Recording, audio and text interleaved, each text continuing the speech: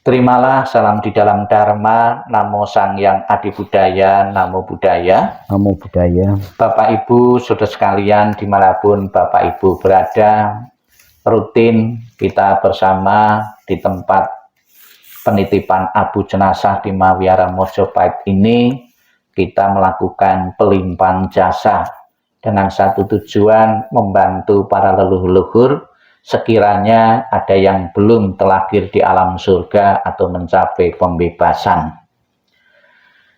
Ditulis di dalam kitab suci agama Buddha, ada beberapa respon yang ditanggapi ketika salah satu anggota keluarga meninggal.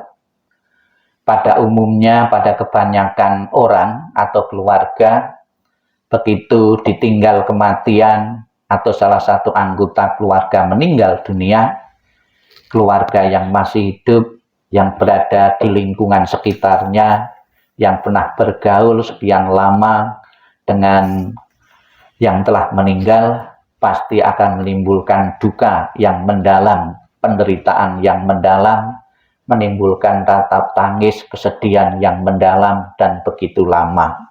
Itu sudah kebanyakan dan wajar. Namun demikian Bapak Ibu, ternyata di tengah-tengah keluarga yang meninggal tidak selamanya semua itu langsung direspon dengan kesedihan. Orang yang merespon saudara yang telah meninggal dengan kesedihan adalah orang-orang yang belum mempunyai kebijaksanaan di dalam Dhamma, belum memahami Dhamma sepenuhnya, belum mengerti Dhamma sepenuhnya. Ada beberapa contoh-contoh malah berlaku sebaliknya. Ketika merespon salah satu anggota keluarga yang meninggal, anaknya, pasti orang tuanya mengalami kesedihan.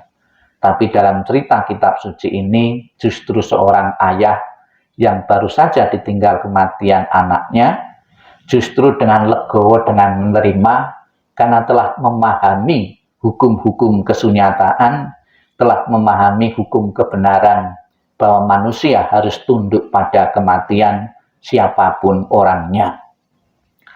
Seperti yang dikatakan oleh seorang ayah yang menyadari dan bisa menerima kematian dari salah satu anggota keluarga atau anaknya, diabadikan di dalam kitab suci untuk jadikan renungan bagi kita semua. Sang ayah ini mengatakan demikian ketika ditinggal mati oleh salah satu anaknya. Manusia meninggalkan rangkanya yang tidak kekal.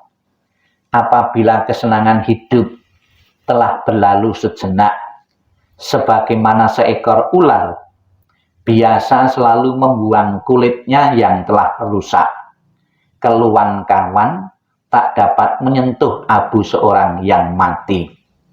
Tentunya tidak gampang bisa menerima kematian dari salah satu anggota keluarga ini. Kemudian juga ada seorang ibu juga bisa menerima kematian dari anaknya ini, yaitu orang yang sama tentunya, yang telah mendalami Dhamma, yang telah mengerti Dhamma. Ibu ini mengatakan demikian, tak diundang kemari ia datang, tak diminta ia pun cepat pergi. Seperti ia datang, begitu pula ia pergi. Adakah alasan untuk bersedih? Kawan tak dapat menyentuh abu orang yang telah mati. Mengapa sedih? Ia harus menempuh jarak yang ia jalani. Kemudian juga kata-kata bijak yang bisa kita jadikan renungan terhadap saudara perempuannya, pasti mencintai saudara lakinya. Mengapa kau tak bersedih? Kemudian dia mengatakan, sekalipun saya puasa maupun menangis, apakah yang jadi keuntunganku? Hanya keluarga dan kawan akan tambah bersedih. Kawan tak dapat menyentuh abu orang yang telah mati. Mengapa bersedih? Ia menempuh jarak yang ia harus jalani. Kemudian ada lagi satu ungkapan, seperti seorang anak menangis sia-sia mencapai bulan. Begitu pula makhluk yang tidak kekal, sia-sia menangisi meninggalkan kawan. Keluhan kawan tak dapat menyentuh abu orang yang telah mati.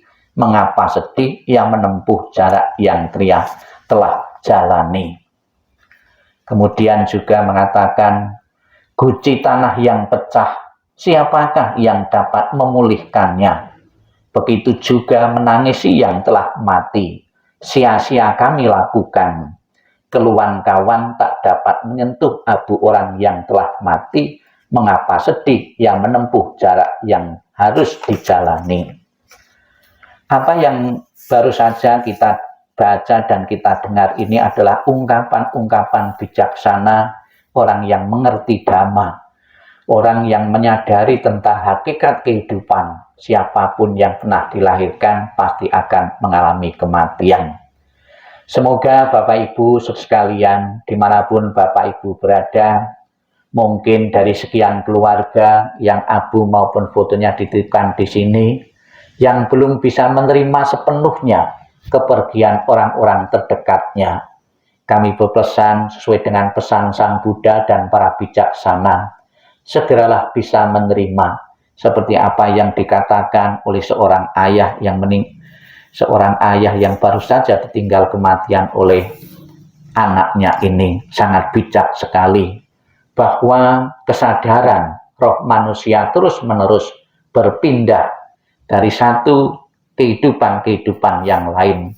Tidak perlu dicemaskan apabila kebajikan-kebajikan telah kita miliki. Kapanpun seseorang itu meninggal, pasti tidak menimbulkan duka yang mendalam, karena kita sudah siap dan bisa menyadari hukum kesunyataan. Semoga dengan terlaksananya acara doa pada kesempatan sore ini tanggal 1 yang rutin dilakukan di Mahawihara Mojopahit ini benar-benar mendukung membantu perjalanan arwah leluhur-leluhur yang mungkin belum terlahir di alam surga bahagia, dan juga keluarga besar yang ditinggalkan segera bisa merelakan, mengikhlaskan kepergian para leluhur-leluhur menuju alam yang lain. Sadu, sadu, sadu. Marilah kita akhiri dengan menghormat 3 kali. Hormat pertama, hormat kedua, hormat ketiga. Namo Amitofo. Amitofo.